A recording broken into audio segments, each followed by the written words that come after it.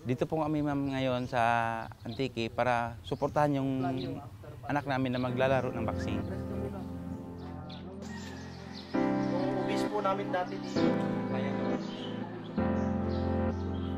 Ako po si Ariel Tapang. Ako po yung boxer na si Mateo Jade Tapang.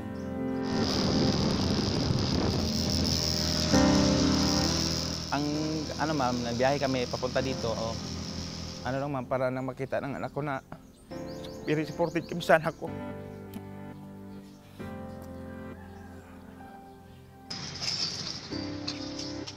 4 years na nag-aaral ng boxing.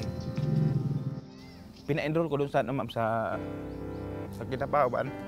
Kaso lang kapos kami sa pira.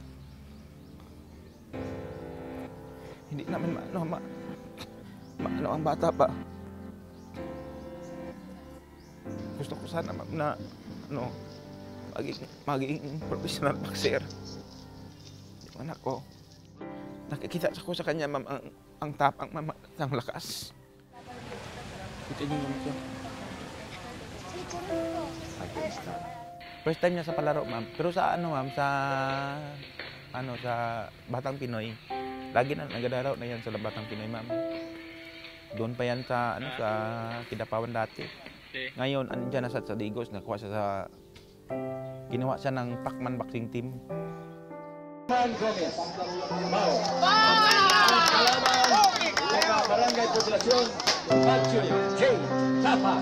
Bago magsugod ang Batang Pinoy, kick match. First and last round, kicking championship. Ang sabi ko lang sa kanya ma'am, na pagbutihin niya ang maboxing. Kasi nag-support kami, handa kami suporta sa kanya.